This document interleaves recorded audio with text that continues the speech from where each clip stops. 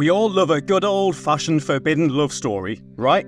Shakespeare's Romeo and Juliet has been reconceptualized countless times over the years, from stylish adaptations by Aussie auteurs, traditional period dramas, and with, of all things, gnomes.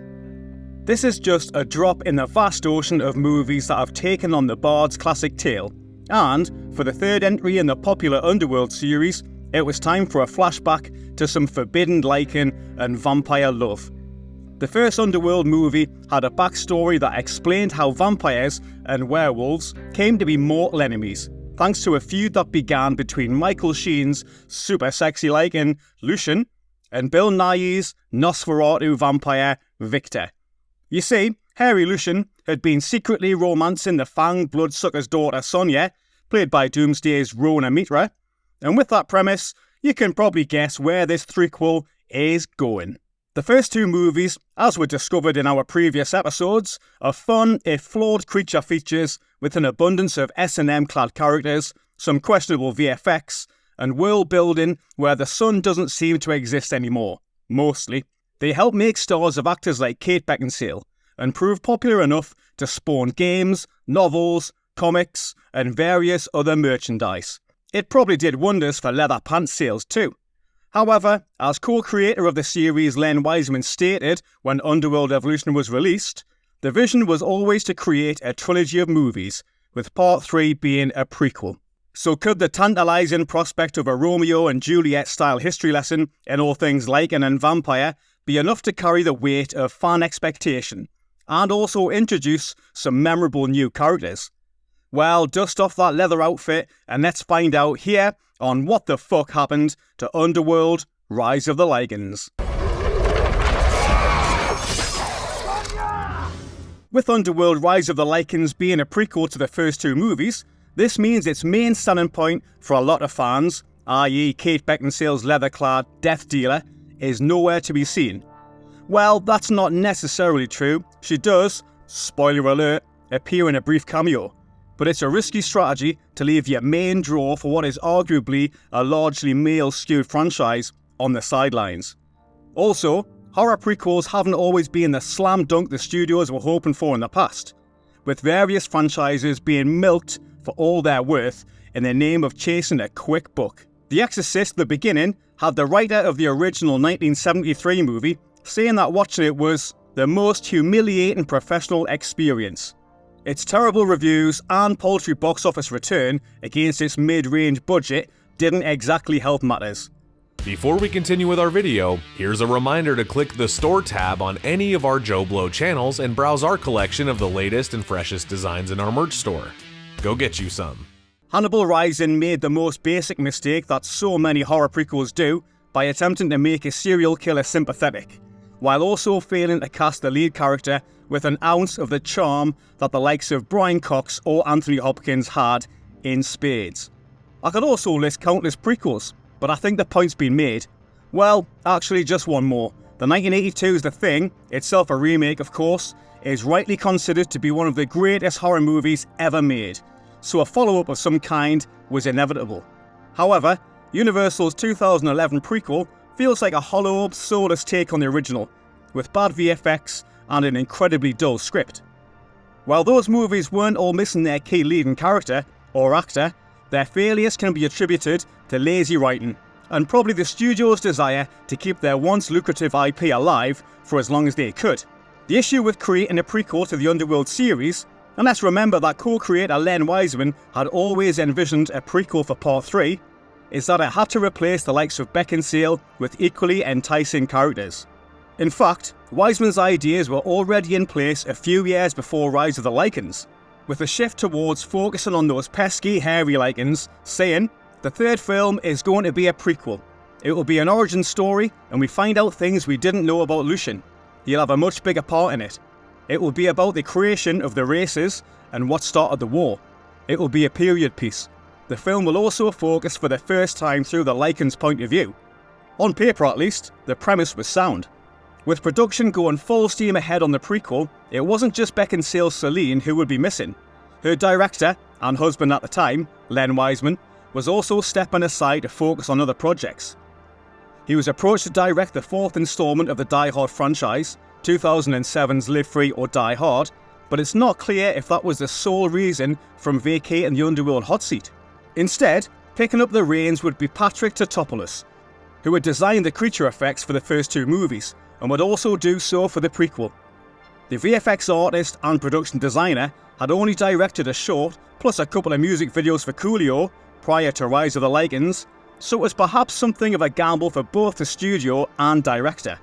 One thing going in his favour though, was that despite some ropey CGI in the first couple of movies, the creature and production design is pretty solid. And although it's sometimes hard to make out the various vampire on werewolf, on hybrid, on human, etc. skirmishes, due to the overly gloomy lensing and eventual colour grade. So, with some cast members leaving the production due to logistics, others would be making a welcome return. Plus, we also get the introduction of new blood to flesh out the narrative. Unless you're Scott Speedman, who seems to have been forcibly ejected from the franchise, probably in super stylish slow motion, while wearing all black and looking very moody. Back amongst the fangs and swearwolves, we're werewolves. Not swearwolves. What are we? Werewolves, not swearwolves. is, as we mentioned earlier, Michael Sheen as Lucian, who was last seen as a corpse on a table and also in flashbacks in Underworld Evolution. He plays a major part in the proceedings here, shagging his master's favourite daughter in a hilarious sex scene that takes place on a literal cliff edge, and subsequently being flogged for it when they're eventually rumbled. Legendary English actor Bill Nighy returns, of course, as vampire leader and the Nosferatu-alike Victor, crushing skulls and threatening all and sundry as only Bill Nighy can. Other franchise regulars also appear in Rise, including Shane Brolly as Craven, Kevin Graveau as Reyes, and Stephen McIntosh as Tanis. The main addition to the franchise though is Rona Mitra's Sonia, who tries her best to out-Beckinsale Kate and does a decent job. Pithy English accent and tight costumes both accounted for. If you've seen our previous What the Fuck episodes on the Underworld series, you'll know that I like it, to a certain degree.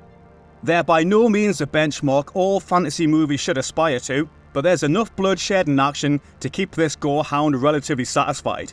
However, with the promise of the Lycan and vampire backstory being further developed, plus the return of some key characters, could this saline light installment satiate my on-screen bloodlust?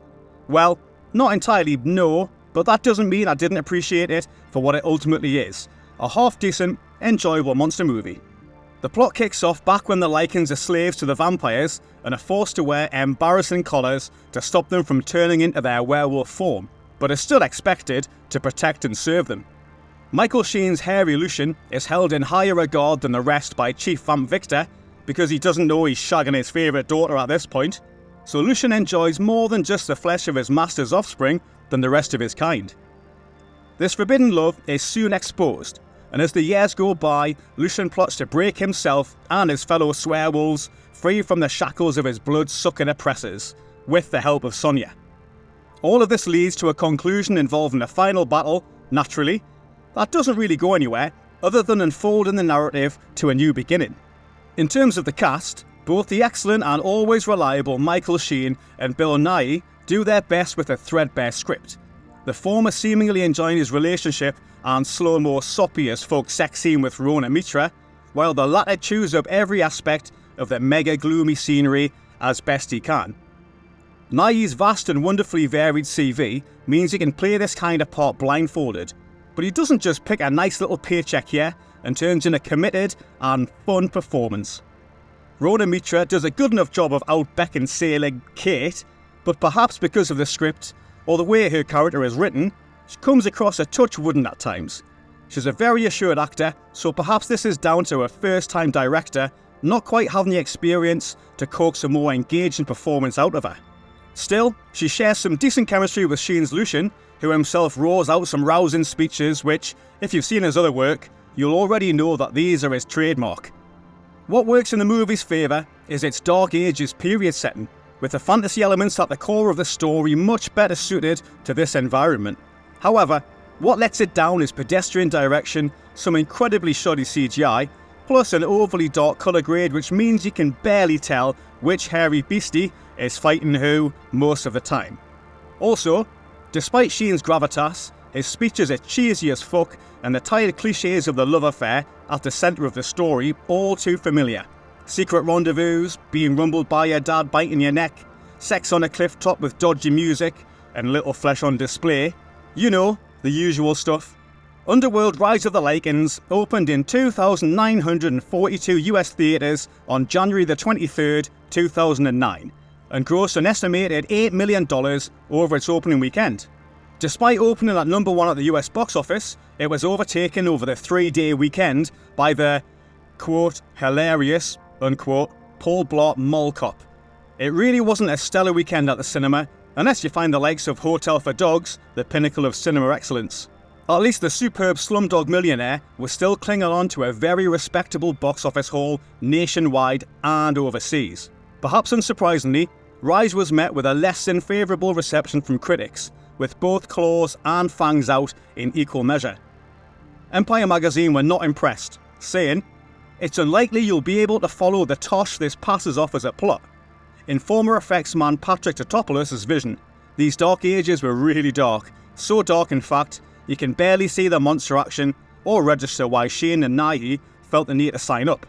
The movie holds an approval rating of 30% based on 77 reviews, with an average rating of 4.40 out of 10 over at Rotten Tomatoes, while Entertainment Weekly amusingly described the film as basically Where Spartacus, though that makes the humourless, scare-free result sound much more fun than it is. To be fair though, the movie's better than what those particular naysayers have said, and at least Variety saw some merit in the hairy shenanigans, saying that director Patrick Tatopoulos offers a satisfyingly exciting monster rally that often plays like a period swashbuckler, and that the film is notably less frenetic and appreciably more coherent than its predecessors. The Underworld series was never going to go down well with critics, but the fact that it had already spawned 3 movies says that its key demographic was still talking with their wallets enough for the series to continue. And continue further it indeed did, as we may just be taking a look at what delights followed Rise of the Lycans. More importantly though, I'd love to hear about what your opinion is, as that is what matters to us most here at JoBlo. So let us know your thoughts of Underworld Rise of the Lycans in the comments section. Does it soften the blow of not featuring Beckinsale's leather-clad Celine? Well, apart from that small cameo, of course. Or was making it a prequel a bad idea? I can't wait to hear your thoughts on this one, you wonderful gorehounds. Thanks for watching.